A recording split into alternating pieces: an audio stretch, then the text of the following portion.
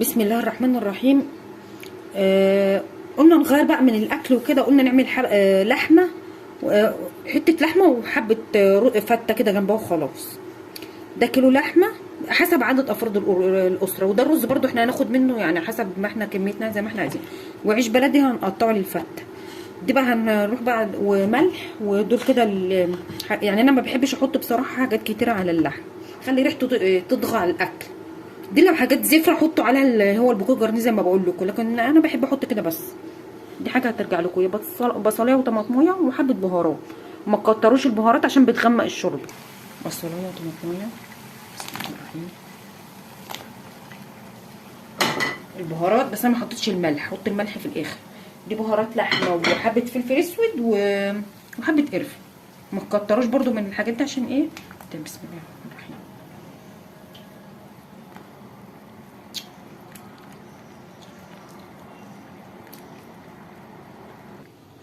احنا قلنا بقى عمل اللحمه تستوي نعمل العيش ونحطه في الفرن.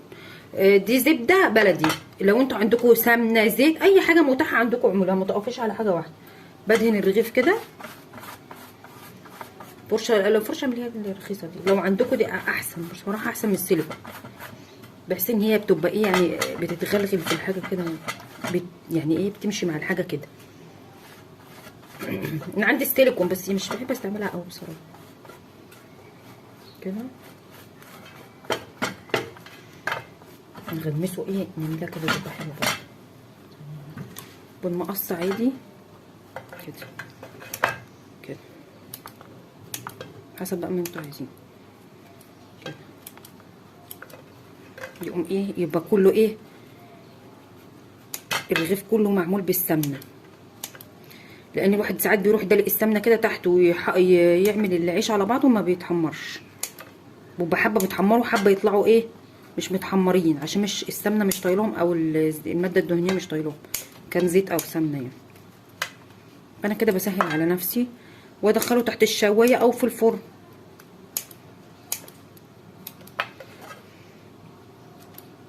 كده.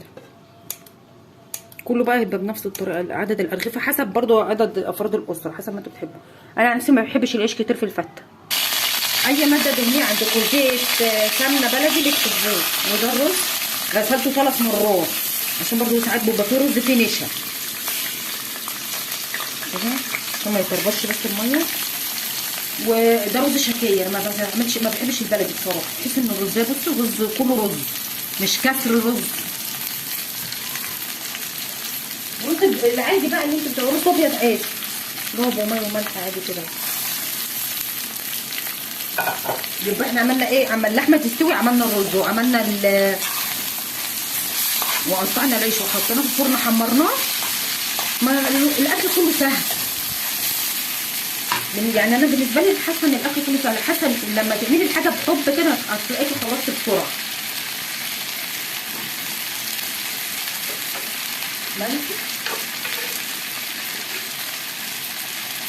حسيت ان الرز غامق اغسليه 3 4 مرات، لان الرز بيبقى غامق بيبقى النشا بتاعه كتير. الرز مش ابيض معاكي شاهق يبقى معلقه خل وانت بتسويه زي كده تشويحتين كده حلوين، وننزل بالميه السخنه بس، ولا ابسط ولا اسهل. الاكل كله سهل، الركع اللي بيعمل الحاجه يعني يكون مرتاح نفسيا. انا ساعات بعمل الحاجه وانا متضايقه بصراحه ما بتطلعش حلوه.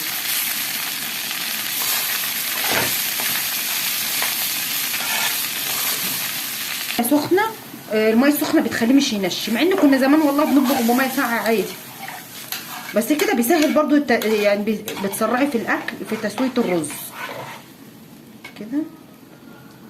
وتشوفي كده الميه مستواها ايه.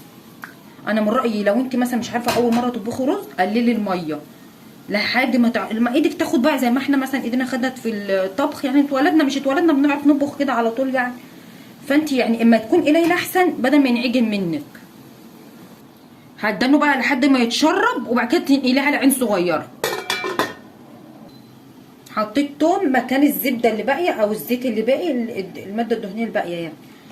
حته توم، حبه توم حلوين كده زقتهم، وهنعمل صلصه ايه الفته كده. يبقى احنا عملنا كام حاجه عما اللحمه تستوي. خلصنا الاكل يعتبر خلصنا. وراكي مواعين تعمليها، مخلصه كل شغلك وحاجتك، اقعد بقى اتعبد شويه كده يعني اقرا قران. طبعا صليت وخلصت الفروض اللي عليك. خلصت مثلا قريت القران، اقعد مع عيالي العب معاهم، مش عيب ولا حرام. مش اجيب عيالي اعقدها، لا، العب معاهم وانزل لسن الطفل اللي قدامي. يعني ما احطش مخي ان انا كبيره قدامه، لا، انزل لسن مخه هو. بابايا دايما يقول كده. حتى اولاد اختي ما بخليهمش يقولوا لي يا طنط ولا يا خالته ولا كده، اقول له قول احنا صحاب، قول لي يا كذا على طول. فهم بيحبوني من كده، بحب العب معاهم. نجيب حاجات الاكل، مثلا ورق خاص، اي حاجه نلعب بيها، نلعب يلا نطبخ يا محمد، يلا يا يوسف نلعب كده. هم القريبين عشان جنبنا في الشارع، يعني اختي ساكنه جنبنا في الشارع. نجيب بقى الطاسه الطماطم، اديكوا ساعات بتروح مطلعه نار كده، ما برميش حاجه ابدا.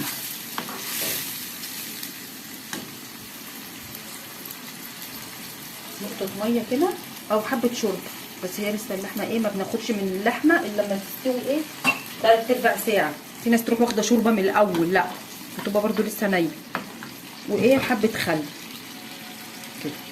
بحب ريحه الفته، عشان بحب الفته عشان ريحه الخل والثوم دي صراحه، وملح وفلفل وبس. يبقى احنا خلصنا كل حاجه على سوى اللحمه. حبه ملح،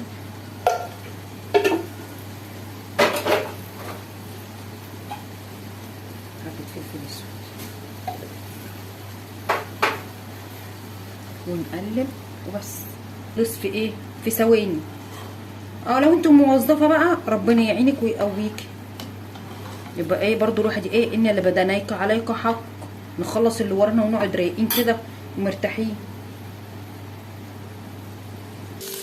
اللحمه استوت، هنطلعها بقى ونحطها في هنا. اشوحها شويه عشان ما تبقاش واخده تحميره كده وطعمها كده، ما تبقاش بيضه كده، لا، تبقى محمره.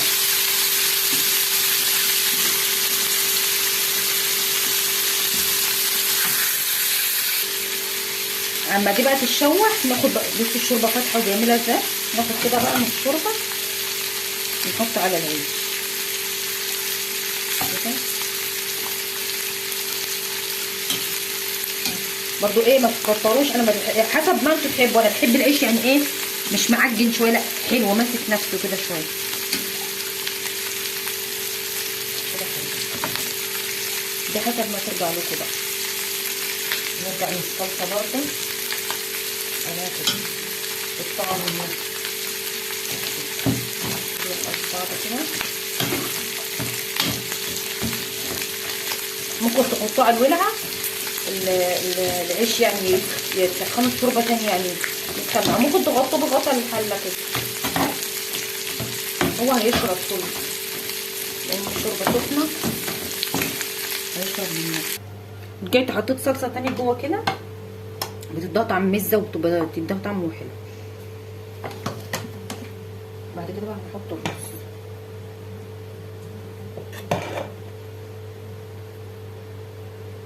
ما شاء الله الرز ابيض وجميل ازاي.